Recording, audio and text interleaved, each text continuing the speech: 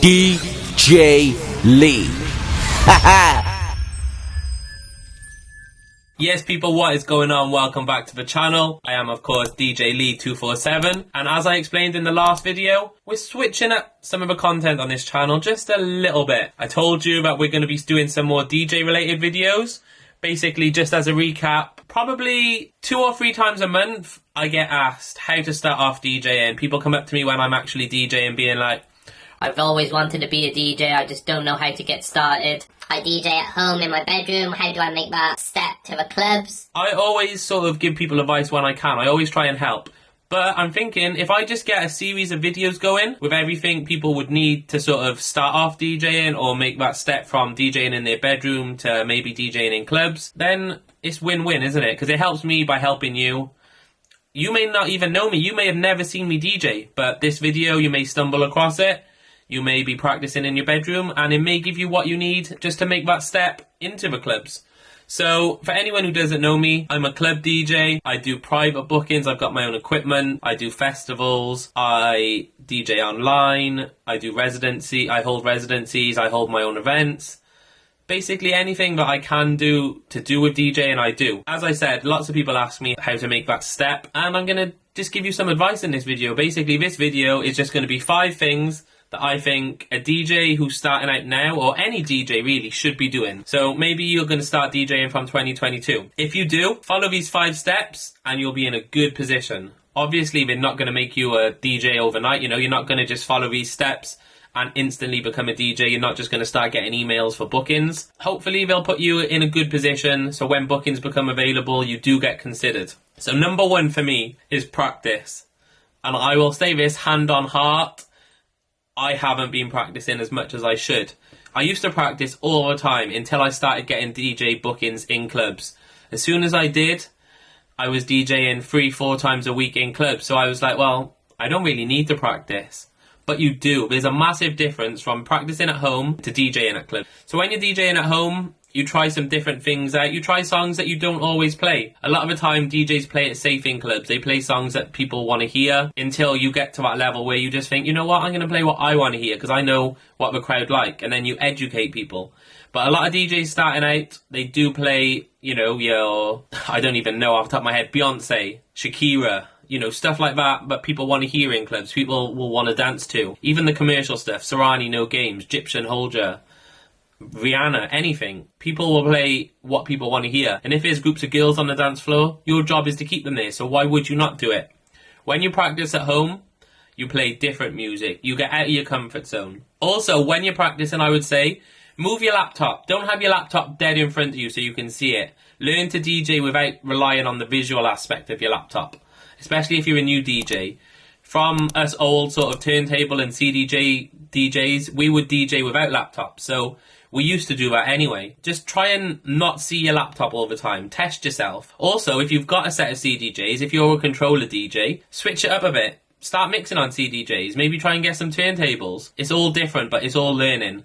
And then you never know, when you get to a club, they may have equipment there that you're not used to. You want to do everything you can to prepare yourself for any outcome, really, because you never know what's going to happen as a DJ. And, you know, we've all been there, especially the old school DJs, where we've turned up and there's been equipment there that we've never used before. We don't even know how to turn it on. But you just have to do it. I mean, there's a dance floor waiting. If your set starts in 10 minutes, you don't really have too much time to be messing around. I've turned up with my laptop and no Serato box, so I've had to use my hard drive into the CDJ instead of a USB. There's times when it doesn't always go to plan, but just get out of your comfort zone, practice as much as you can, and for me, that is rule number 1. That is something all DJs should be doing. No matter how good you are, how much you play, just practice. For number 2, I would say an important thing for DJs to be doing is networking. And by this, I don't mean just send a list of people your songs and say, hey, here's my new mix, can you check it out? I mean, speak to other DJs. Don't just send them your mix. Have a conversation. Just talk to them. Even before you send a mix, get a little introduction going, introduce yourself. Let them know that you want to start out DJ and let them know what you've done, what you plan on doing, what equipment you use. Ask them about them. Most DJs will make time for you. It's not all just about, here's my mix, check it out, because 9 out of 10 times you probably won't. But just have a conversation. Start some rapport. Just start talking to people. Also, go out to other events. Meet DJs in person. Support events. Share events. Little things like that, just to let the promoters know that you're willing to not only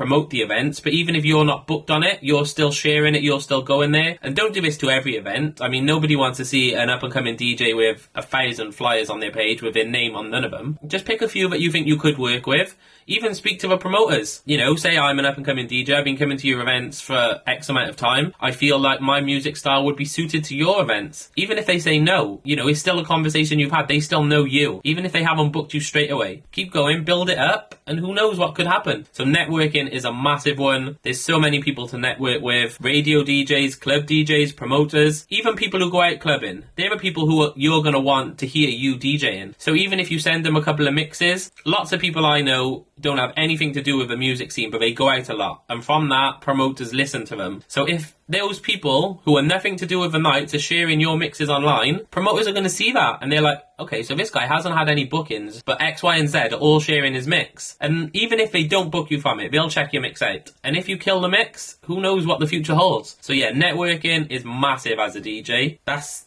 what we do.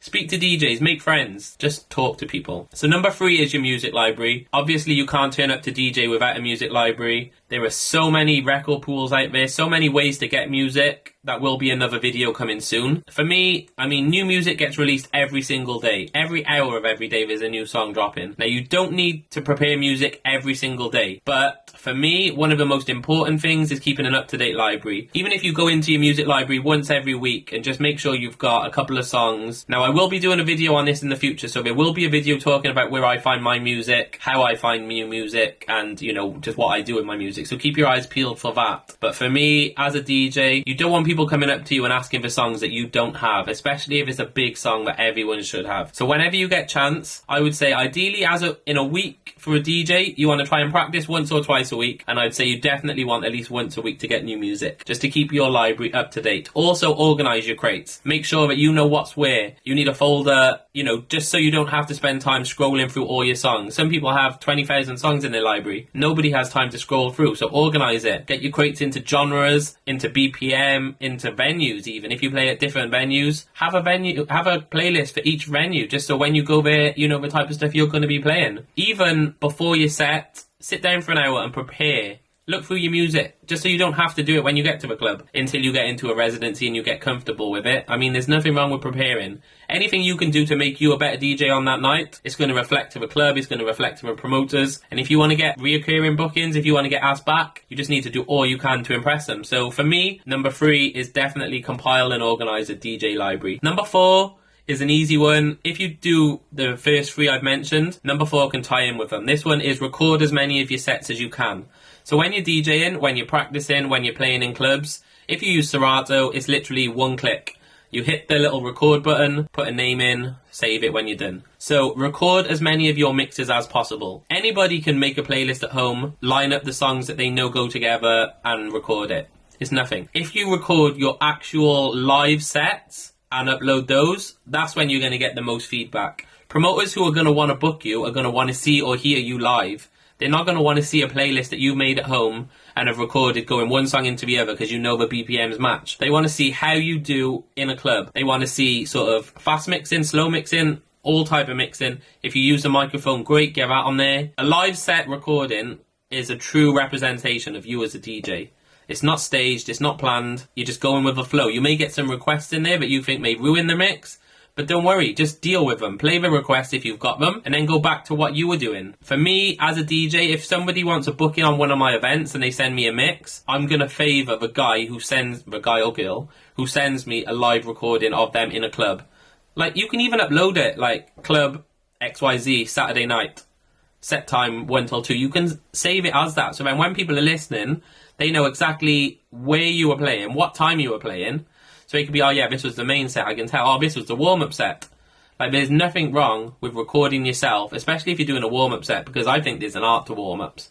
You can't just go in and play all the big songs. You need to build it up for that DJ who's on after you. If you record as many of your sets as possible, you've got a whole library of your songs. Also, you can listen to yourself back. 9 out of 10 times when I'm going on a car journey, if I don't have a podcast or anything else important to listen to, I'll just throw on a mix and see how I sounded the week before.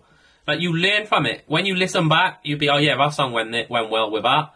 That song, you know, I probably wouldn't do that again. I didn't really feel that transition. Like, there's nothing wrong with listening to yourself and learning from it. If anything, it makes you a better DJ the next time you DJ. So for me, that's an important one. Just record as much as you can. And number 5, for me, the last one, I would say, I know a lot of people don't see it like this, but I would say treat DJing just as any other job.